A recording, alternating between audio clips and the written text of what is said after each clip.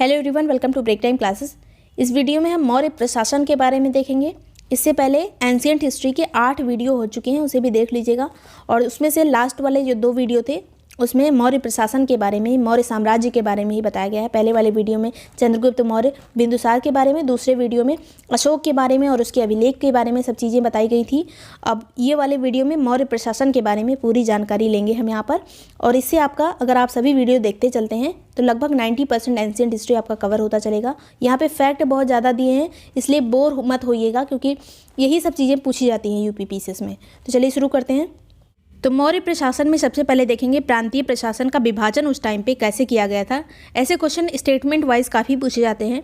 तो सबसे पहला जो नंबर आता है विभाजन में, सबसे पहले मेन था केंद्र, केंद्र के बाद आता था प्रांत, प्रांत के बाद आता था मंडल, मंडल के बाद जिला, जिला के बाद स्थानीय, उसके बाद द्रोणमुख, फिर खाटविक, फिर संग्रहण, फिर ग्राम। फिर ये क्या चीज़ें होती थी? तो केंद्र हो गया, सभी को पता है। फिर प्रांत, प्रांतों को एग्जाम में ऐसे पूछा जाता है कि चक्र किसे बोलते थे, तो प्रांतों को चक्र कहा जाता था। या फिर मौर्य काल में प्रांतों को क्या बोलते थे, तो चक्र कहा जाता था, ऐसा स्टेटमेंट आता है। अब इसके अलावा एक एग्जाम में और क्वेश्चन पूछा जा सकता है कि जो चक्र या फिर प्रांत था उसके अधिकारी को क्या बोलते थे। तो उसका अधिकारी जो मूल रूप से होता था, मुख्यतः जो होता था, वो कुमार या फिर आर्यपुत्र कहलाता था। ये ज़्यादातर आर्यपुत्र वही होते थे जो राजा के पुत्र होते थे, उन्हीं को आर्यपुत्र या फिर कुमार कहते थे। तो ये प्रांतों का प्रमुख होता था ये। आगे चलेंगे, प्रांतों को भी डिवाइड किया गया था मंडल में। मंडल का प्रमुख क्या कहलाता था? प्रदेष्टा या फिर प्रादेशिक। मंडल का प्रमुख प्रदेष्टा या फिर प्रादेशिक। आगे और बात करेंगे अभी प्रदेष्टा के बारे में। फिर है जिला, मंडल को भी डिवाइड किया गया था जिला में। अब पूछा जाता है कि मौर्यकालीन जो समाज था उसमें जिला को क्या बोलते थे, तो आहार या फिर विषय। मंडल तो मंडल ही था, प्रांत का नाम चक्र था, जिला का नाम है आहार या फिर विषय। अब इसका प्रमुख जो होता था जिला का, उसे कहते थे स्थानिक या फिर विषयपति। विषय से विषयपति आपको याद रखा, और एक नाम और याद रख लीजिए, प्रमुख को स्थानिक बोलते थे, जिला के प्रमुख को। आगे चलेंगे, जिला को भी डिवाइड किया गया था स्थानीय में। अब स्थानीय क्या होता था, तो 800 गाँवों का समूह जो कहलाता था उसे कहते थे स्थानीय। 800 गाँवों के समूह को स्थानीय बोलते थे। अब स्थानीय को भी डिवाइड किया गया था द्रोणमुख में। अब इसका आधा कर लीजिए 800 का, तो 400 गाँव के समूह को द्रोणमुख कहते थे। फिर आता है खाटविक, खाटविक में 400 को फिर से 2 से डिवाइड कर लीजिए, इसका हाफ कर लीजिए तो 200 हो जाएगा। 200 गाँवों के समूह को खाटविक कहते थे। फिर अब इसको डिवाइड मत करिएगा, संग्रहण किसे कहते थे? खाटविक भी संग्रहण में डिवाइड था, तो 10 गाँवों के समूह को संग्रहण कहते थे। और इसका जो प्रमुख होता था वो कहलाता था गोप। तो यहाँ पे आपने देखा कि इसके पहले जो अधिकारी मिला था वो विषयपति या फिर स्थानिक मिला था। तो जिला और यहाँ पे संग्रहण, जिला और संग्रहण के बीच में 2 अधिकारी हैं। एक तो हो गया गोप जो संग्रहण का अधिकारी है, और एक हो गया विषयपति या फिर स्थानिक जो कि जिला का प्रमुख है। तो इस तरह से इनके बीच में और कोई अधिकारी नहीं आएंगे, विषयपति और गोप के बीच में। अब सबसे छोटी इकाई क्या थी, तो ग्राम। सबसे ये भी क्वेश्चन पूछ लिया जाता है कि मौर्य प्रशासन की सबसे छोटी इकाई क्या थी, तो गाँव, जो अभी आज की है इकाई। और इसके अधिकारी को क्या बोलते थे? ग्रामणी। संग्रहण के अधिकारी को गोप कहते थे, ग्राम के अधिकारी को ग्रामणी कहते थे। और इनसे ऊंचा होता था ये विषयपति या फिर स्थानिक। इनसे भी ऊंचा कौन होता था? प्रदेष्टा या फिर प्रादेशिक। इनसे ऊंचा जो होता था वो था कुमार या फिर आर्यपुत्र। और फिर सबसे ऊंचा जो राजा होता था। ये चीज़ें आपको याद रखनी है। केंद्र, प्रांत, मंडल, जिला, स्थानीय, द्रोणमुख, खाटविक, संग्रहण, ग्राम। अब आगे देखेंगे कि अशोक के टाइम पे 5 प्रांतों का उल्लेख हमें मिलता है। अशोक जो कि मौर्य साम्राज्य का एक महान शासक था, तीसरे नंबर का था चंद्रगुप्त और बिंदुसार के बाद। तो इसके टाइम पे 4 तरह के चक्र, 5 चक्र मिलते हैं या फिर प्रांत मिलते हैं। इनकी राजधानी क्या है, एग्जाम में पूछी जाती है। तो उत्तरापथ जो प्रांत था उसकी राजधानी थी तक्षशिला, दक्षिणापथ की राजधानी थी सुवर्णगिरी, अवंती की राजधानी थी उज्जैनी जो आज का उज्जैन है। फिर प्राची या फिर प्रासी जो पूर्व का देश था उसे प्रासी बोलते थे, तो उसकी राजधानी थी पाटलिपुत्र। और कलिंग की राजधानी थी तोसली। तो ये 5 प्रांत बहुत ही ज़्यादा इंपॉर्टेंट है। उत्तरापथ तक्षशिला, दक्षिणापथ सुवर्णगिरी, अवंती की राजधानी उज्जैनी, प्राची या फिर प्रासी की राजधानी पाटलिपुत्र, कलिंग की राजधानी तोसली। इसके अलावा एक और प्रांत था जिसका नाम था सौराष्ट्र, लेकिन ये एक अर्ध स्वतंत्र प्रकार का ये प्रांत था, पूरी तरह से इसे स्वतंत्रता नहीं मिली थी। ये कौन सा प्रांत है, कौन सा एरिया है? ये गुजरात वाला एरिया है। तो यहाँ पे प्रशासक नियुक्त किए जाते थे। इन प्रशासक के नाम पूछे जाते हैं। तो चंद्रगुप्त के समय यहाँ का प्रशासक था पुष्यगुप्त, और अशोक के समय यहाँ का प्रशासक था तुषाफ। इनका दोनों का वर्णन हमें कहाँ मिलता है? जो रुद्रदामन का जूनागढ़ अभिलेख है, शक राजा रुद्रदामन, उसका जूनागढ़ अभिलेख है, उसी में इन दोनों प्रशासकों का वर्णन मिलता है, पुष्यगुप्त और तुषाफ। आगे चलेंगे। जो मंडल होते थे, अभी तक हमने प्रांतों की बात की, अब मंडलों की बात करेंगे। तो कौन सी राजधानियों के अंतर्गत कौन से मंडल आते थे, ये भी पूछा जा सकता है। ये बस पीसीएस के लेवल पे पूछा जाता है, उससे नीचे के एग्जाम में नहीं पूछा जाएगा। तो तोसली के अंतर्गत आते थे समापा, पाटलिपुत्र के अंतर्गत कौशाम्बी आता था, सुवर्णगिरी के अंतर्गत इशिला आता था, सौराष्ट्र के अंतर्गत गिरिनार आता था। तो स्टेटमेंट में ऐसा क्वेश्चन आ सकता है कि कौशाम्बी किस राजधानी के अंतर्गत आता था, पाटलिपुत्र के अंतर्गत। फिर है इशिला किसके अंतर्गत आता था, सुवर्णगिरी के। गिरनार, तो गिरनार पर्वत तो है सौराष्ट्र वाले एरिया में, गुजरात में, तो ये तो आप मैच कर लेंगे। और इसके अलावा समापा किसके अंतर्गत आता था मंडल, तोसली के अंतर्गत, जो कि कहाँ की राजधानी थी, तोसली, कलिंग की। आगे चलेंगे। अब नगर प्रशासन के बारे में देखेंगे कि मौर्य साम्राज्य में नगर प्रशासन कैसा था। तो ये हमें मेगस्थनीज की जो इंडिका पुस्तक है, उससे हमें नगर प्रशासन की बहुत ज़्यादा जानकारियाँ प्राप्त होती हैं। पाटलिपुत्र के बारे में बहुत अच्छे से लिखा है मेगस्थनीज ने। तो इसमें ऐसा लिखा गया है कि पाटलिपुत्र नगर का प्रशासन 30 सदस्यों के द्वारा चलता था। ये सदस्य जो हैं 6 समितियों में बटे हुए थे, प्रत्येक समिति में 5 सदस्य होते थे। तो 5-5 सदस्य की 6 समिति बनेगी, तभी 30 सदस्य होंगे। तो ये 30 सदस्य देखते थे पूरा प्रशासन पाटलिपुत्र नगर का। इसके अलावा मेगस्थनीज की इंडिका में जिले का अधिकारी किसे कहा गया है, एग्रोनोमोई को। अब ये एग्जाम में यूपी पीसीएस में ये क्वेश्चन भी आ चुका है कि सड़क निर्माण का अधिकारी कौन होता था, तो यही एग्रोनोमोई जो होता था, यही सड़क निर्माण का भी अधिकारी होता था। तो एग्रोनोमोई सड़क निर्माण अधिकारी या फिर जिले का अधिकारी। नगर का प्रमुख कौन होता था, प्रमुख अधिकारी नगर का, एस्ट्रोनोमोई। ये एस्ट्रोनोमोई दूसरा है, एग्रोनोमोई दूसरा है। सड़क निर्माण का अधिकारी एग्रोनोमोई, नगर का प्रमुख अधिकारी एस्ट्रोनोमोई। ये इंडिका में लिखा है मेगस्थनीज की। इसके अलावा अर्थशास्त्र जो कि कौटिल्य ने लिखी है, उसमें नगर का प्रमुख अधिकारी किसे कहा है, नागरक को।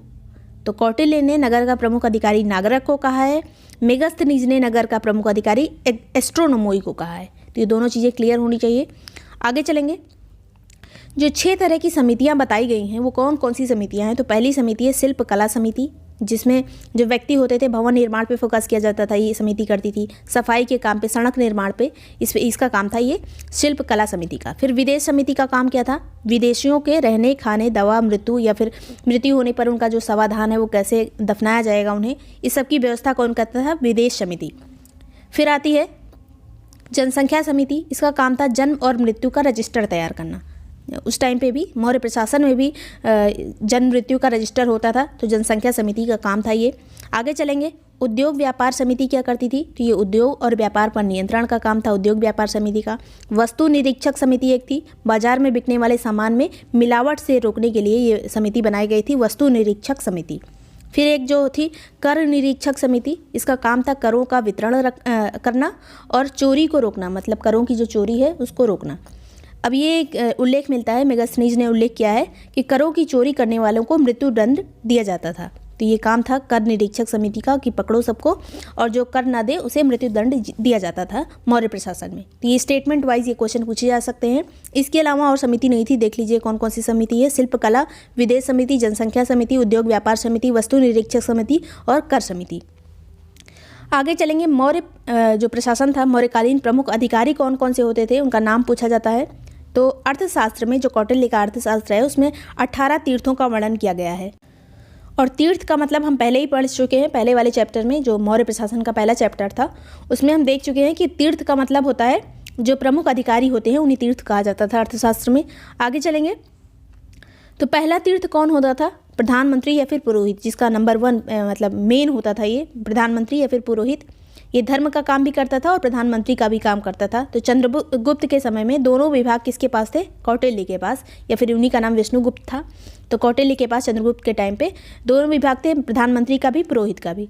बिंदुसार के समय कुछ समय तक कौटिल्य थे प्रधानमंत्री, लेकिन बाद में कौन बन गया था, खल्लाटक। अब इतने साल तक तो जिएंगे नहीं कौटिल्य, तो कौटिल्य के बाद कौन बना, बिंदुसार के टाइम पे खल्लाटक। जब तीसरा राजा आया मौर्य वंश का, अशोक, उसके समय में प्रधानमंत्री कौन था, राधागुप्त। तीनों प्रधानमंत्री आपको याद रखने हैं, कौटिल्य, फिर खल्लाटक, फिर आया राधागुप्त अशोक के टाइम पे। आगे चलेंगे। समाहर्ता जो दूसरा तीर्थ है, कौन है, समाहर्ता। समाहर्ता का काम क्या होता था, ये राजस्व विभाग का प्रधान अधिकारी होता था।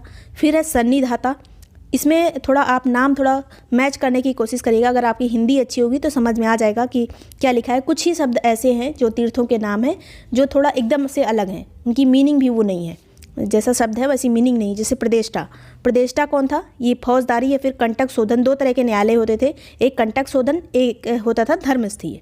तो ये प्रतिष्ठा कौन होता था? ये कंटक शोधन यानी फौजदारी वाले न्यायालय का न्यायाधीश होता था। तो हमने प्रतिष्ठा पहले भी पढ़ा था अभी। और ये न्यायाधीश भी होता था कंटक शोधन न्यायालय का, फौजदारी वाले जहाँ लड़ाई झगड़े होते हैं उसे फौजदारी कहते हैं, तो उस न्यायालय का न्यायाधीश था। तो ऐसे शब्द आपको याद रखने हैं। सन्निधाता कौन था? यहाँ पे पहुँचे थे हम। सन्निधाता कोषाध्यक्ष था। सेनापति, इसका काम क्या होता था? युद्ध विभाग देखना। युवराज का काम होता था क्या? ये राज्य का उत्तराधिकारी होता था। प्रतिष्ठा हमने देखा, अभी ये फौजदारी न्यायालय का न्यायाधीश होता था या कंटक शोधन का न्यायाधीश होता था। व्यवहारिक कौन था? तो ये दीवानी न्यायालय, जो नॉर्मल जैसे ज़मीन का कोई विवाद है, ऐसा कोई दीवानी काम है, धर्मस्थेय काम है।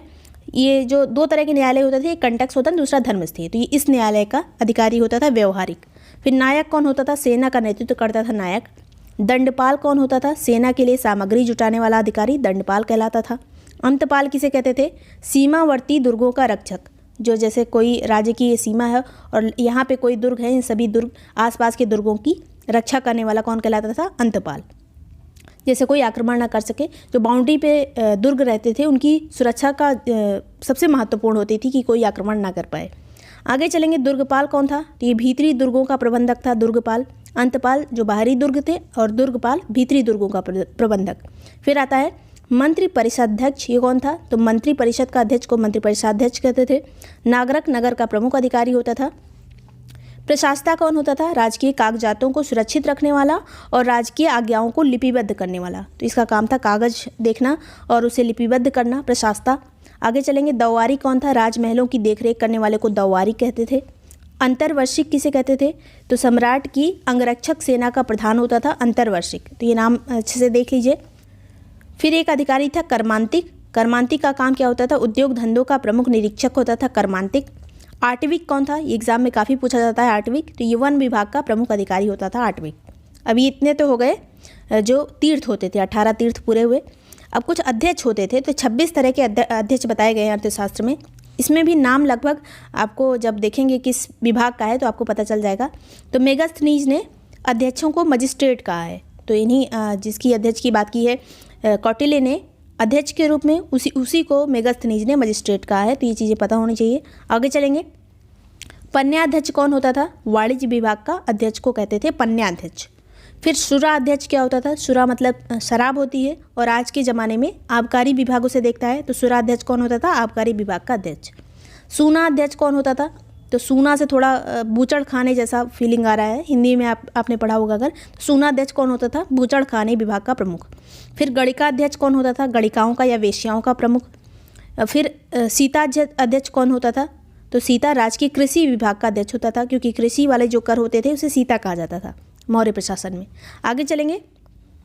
अकराध्यक्ष, ये खान विभाग का प्रमुख होता था, जो खान माइंस का प्रमुख होता था अकराध्यक्ष। ये नाम अच्छे से देख लीजिए, थोड़ा अलग लगेगा। आगे चलेंगे। कोष्ठगाराध्यक्ष, तो लकड़ियों का जो अध्यक्ष होता था उसे कोष्ठगार अध्यक्ष कहते थे। फिर कूप्याध्यक्ष, कूप्याध्यक्ष वनों के अध्यक्ष को कूप्याध्यक्ष कहते थे। फिर आयुधगाराध्यक्ष, आयुध विभाग का अध्यक्ष को आयुधगाराध्यक्ष कहते थे, जो युद्ध में सामग्री यूज होती थी। फिर शुल्काध्यक्ष, व्यापारी कर का वसूली जो करता था उसे शुल्काध्यक्ष कहते थे। सूत्राध्यक्ष, कताई बुनाई विभाग के अध्यक्ष को कहते थे सूत्राध्यक्ष, कताई बुनाई विभाग। लोहाध्यक्ष, धातु विभाग का अध्यक्ष। लक्षणाध्यक्ष, ये नाम याद रखिए, अलग है थोड़ा। लक्षणाध्यक्ष कौन होता था? छापे खाने का अध्यक्ष। लक्षणाध्यक्ष छापे खाने का अध्यक्ष। गो अध्यक्ष, पशुधन विभाग का अध्यक्ष। विविताध्यक्ष, इसे देख लीजिए अच्छे से। विविताध्यक्ष चारागाहों का अध्यक्ष होता था, उसे विविताध्यक्ष कहते थे। फिर मुद्राध्यक्ष, पासपोर्ट विभाग का अध्यक्ष, जो विदेशों को के आने जाने को मैनेज करता था, मुद्राध्यक्ष। फिर नवाध्यक्ष, जहाजरानी विभाग का अध्यक्ष। पत्तनाध्यक्ष, बंदरगाहों का अध्यक्ष, पत्तन अभी भी कहते हैं इसे। फिर संस्थाध्यक्ष, व्यापारिक मार्गों का अध्यक्ष। संस्थाध्यक्ष व्यापारिक मार्गों का अध्यक्ष। देवताध्यक्ष, धार्मिक संस्थाओं का अध्यक्ष। पौतवाध्यक्ष, ये अच्छे से देख लीजिए, एग्जाम में काफ़ी पूछा जाता है ये। पौतवाध्यक्ष, जो माप तौल का अध्यक्ष होता था उसे पौतवाध्यक्ष कहते थे। मानाध्यक्ष, ये मानाध्यक्ष भी एग्जाम में काफ़ी पूछा जाता है। इसमें दूरी और समय से संबंधित जो साधन का नियंत्रण करता था उसे मानाध्यक्ष कहते थे। पौतवाध्यक्ष माप तौल का, मानाध्यक्ष दूरी और समय से संबंधित। फिर अश्वाध्यक्ष घोड़ों को देखने वाला अध्यक्ष, हस्त्याध्यक्ष हाथियों को देखने वाला अध्यक्ष, स्वर्णाध्यक्ष सोने का अध्यक्ष, फिर अक्षपटलाध्यक्ष, ये महालेखाकार को अक्षपटलाध्यक्ष कहते थे। तो ये नाम याद रखिए, थोड़ा अलग है, अष्टपटलाध्यक्ष। अब इन अध्यक्षों का वेतन कितना होता था, इन्हें सैलरी कितनी मिलती थी, तो 1000 पर्ण इनकी सैलरी होती थी। अभी मुद्राओं के बारे में भी लास्ट में देखेंगे। तो 1000 पर्ण इनकी सैलरी होती थी। अशोक के अभिलेखों में कुछ अधिकारियों का उल्लेख किया गया है जो एग्जाम में पूछे जा सकते हैं। तो अशोक का अभिलेख हम पहले पढ़ चुके हैं, पिछले वाले वीडियो में अशोक के बारे में सभी चीज़ें थी उसमें। तो धम्म महामात्र का एक उल्लेख आया है 5वें अभिलेख में।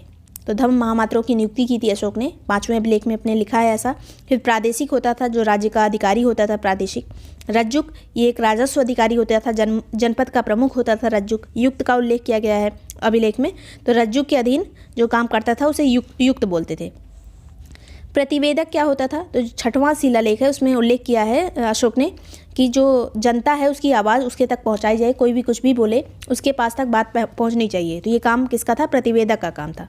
ब्रजभूमिक कौन था, पशुओं की देखरेख करने वाला अधिकारी ब्रजभूमिक कहलाता था। इति झासा महामात्य, ये कौन था, इसका उल्लेख कहाँ पे है, तो ये 12वें शिलालेख में जो स्त्री महामात्य की बात की गई है वही है ये। इति झासा महामात्य, ये कहते थे स्त्री महामात्य को। फिर अंत महामात्य क्या चीज़ है, तो ये धर्म प्रचारकों को अंत महामात्य कहते थे। अब देखते हैं मौर्य प्रशासन में गुप्तचर व्यवस्था कैसी थी। तो गुप्तचरों को बोलते थे गूढ़ पुरुष, और इसका जो अधिकारी होता था गुप्तचर व्यवस्था का उसे कहते थे सर्प महामात्य। दोनों चीज़ें आपको याद होनी चाहिए, पहले भी ये डिस्कस की जा चुकी हैं। फिर है 2 प्रकार के यहाँ पे गुप्तचर पाए जाते थे मौर्य प्रशासन में। एक होता था संस्था, दूसरा होता था संचरा। संस्था और संचरा। संस्था क्या होता था, तो ये लोग एकत्रित होकर काम करते थे। 5 प्रकार की संस्था पाई जाती है। एकत्रित होकर मतलब संगठन में काम करते थे, मतलब एक संस्था के रूप में काम करते थे, तो हो जाती थी संस्था। आगे चलेंगे। काप्टिक, जो 5 प्रकार हैं इनके संस्था के। काप्टिक रूप, ये विद्यार्थियों के वेश में रहते थे। उदास्थित, सन्यासी के वेश में रहते थे। गृहपति, किसानों के वेश में रहते थे। वैदेहक जो हैं व्यापारी के रूप में रहते थे। तापस जो हैं तपस्वियों के रूप में रहते थे। ये अलग अलग वेश बना के गुप्तचर के रूप में घूमते रहते थे। फिर से देख लीजिए, काप्टिक विद्यार्थियों के रूप में, उदास्थित सन्यासी, गृहपति किसान, वैदेहक व्यापारी, तापस तपस्वी। तो ये एग्जाम में वैसे बहुत कम पूछा जाता है, लेकिन हम देख लीजिए कभी भी यूपी पीसीएस में कोई भी क्वेश्चन पूछा जा सकता है, ये मान के चलिए। आगे चलेंगे। संचरा क्या होता था, भ्रमणशील गुप्तचर को संचरा कहते थे, जो घूम घूम के अपना काम करते थे। 4 प्रकार के संचरा होते थे। पहला है सत्री, इन्हें विशेष प्रशिक्षण प्राप्त होता था, इन गुप्तचरों को सत्री जिसे कहते थे। तीक्ष्ण जो होते थे सूरवीर गुप्तचर होते थे। रसद, क्रूर प्रवृत्ति के गुप्तचर होते थे। परिव्राजिकी, भिक्षुड़ी के रूप में घूमते थे। मेन रूप से जो वैश्याएँ होती थी उन्हें परिवाजरिकी के रूप में रखा जाता था संचरा में। तो बस आप अगर इतना भी याद रखते हैं कि जो संस्था होती थी 2 प्रकार के गुप्तचर होते थे, एक संस्था दूसरा संचरा। संस्था का काम होता था संगठित होकर काम करना, संचरा जो है भ्रमणशील रूप से गुप्तचर के रूप में काम करते थे। इतना भी याद रहेगा, पूरा चीज़ नहीं याद रहता तो कोई बात नहीं। आगे चलेंगे। कर से संबंधित कुछ शब्दावलियाँ हैं जो एग्जाम में पूछी जाती है स्टेटमेंट वाइज या फिर मैच करने को। तो सीता क्या होता था, राजकीय भूमि से प्राप्त होने वाली आय को सीता कहते थे। भाग क्या है, उपज का एक हिस्सा को भाग कहते थे। प्रवेश मतलब आयात कर, जो इम्पोर्ट वाला टैक्स होता था, ये 20% होता था लगभग। निष्काम्य क्या होता था, निर्यात कर। प्रवेश से आयात, निष्काम्य निर्यात। प्रणय क्या होता था, आपातकालीन कर को प्रणय बोलते थे। हिरण्य, ये नगद कर होता था, हिरण्य। फिर सेतुबंध कर, ये सिंचाई कर होता था, सेतुबंध कर। विष्टि, निःशुल्क बेगार या जो श्रम कराया जाता था बिना पैसे के, उसे कहते थे विष्टि। अब चाणक्य ने 2 चीज़ें कही हैं। क्षेत्रक किसे कहा है, भूस्वामी को। भूस्वामी को चाणक्य ने क्या कहा है, ये भी पूछा जा सकता है, ये तो क्षेत्रक कहा है। और उपवास किसे कहा है, काश्तकारों को उपवास कहा है। भूस्वामी किसे कहा है, क्षेत्रक को। भूस्वामी को क्या कहा है, क्षेत्रक, और काश्तकार को उपवास। तो ये चीज़ें पता होनी चाहिए। फिर कुछ व्यापारिक संगठन के बारे में चीज़ें हैं जो पता होनी चाहिए। श्रेणी किसे कहते थे, तो शिल्पियों के संगठन को श्रेणी कहते थे। निगम, व्यापारियों का संगठन निगम कहलाता था। संघ किसे कहते थे, महाजनों के संगठन को संघ कहते थे। सार्थवाह, कारवां या फिर व्यापारियों का जो समूह होता था, प्रमुख होता था, उसे सार्थवाह कहते थे। जो बड़े बड़े कारवां चलते थे व्यापारियों के, उसका एक प्रमुख व्यापारी होता था, उसे सार्थवाह कहते थे। ये मौर्य प्रशासन की बात है, व्यापारिक संगठन की। आगे चलेंगे। मौर्यकालीन मुद्राएं देखिए, तो जितने तरह की मुद्रा चलती थी उसमें कौन सी धातु यूज़ होती थी वो यहाँ पे देखेंगे। काशार्पण, पण या फिर धारण, ये 3 तरह की मुद्राएं हैं। काशार्पण, पण और धारण, ये तीनों किसकी बनी होती थी, चांदी की। फिर एक स्वर्ण और निस्क होता था, ये दोनों किसका बना होता था? सोने का। माशक या फिर काकड़ी जो होता था ये भी यूज़ किया जाता था उस टाइम पे, ये तांबे का सिक्का होता था, माशक या फिर काकड़ी। तो 3 तरह के सिक्के या फिर मुद्राएं यूज़ होती थी, चांदी, सोना और तांबा। फिर जो मुद्राओं का परीक्षण करने वाला अधिकारी होता था उसे क्या कहते थे? रूपदर्शक। रूपदर्शक कौन कहलाता था? मुद्राओं का परीक्षण करने वाला अधिकारी। सभी फैक्ट्स इंपॉर्टेंट थे यूपी पीसीएस के एग्जाम के लिए, या फिर यूपी पीसीएस जितने भी एग्जाम कराता है उन सब के लिए, क्योंकि स्टेटमेंट वाइज जैसे क्वेश्चन आजकल पूछे जा रहे हैं वो इसी में से बनते हैं लगभग। और अगर आप पिछले भी सभी वीडियो देख लेते हैं, 8 वीडियो पहले हो चुके हैं एंशिएंट हिस्ट्री के, तो आपका एंशिएंट हिस्ट्री 90% कवर होता चलेगा। चैप्टर वाइज सभी चीज़ें कवर होती चलेंगी। और वीडियो यूजफुल लगा हो तो लाइक और सब्सक्राइब कर दीजिएगा। Thank you so much for watching break time classes.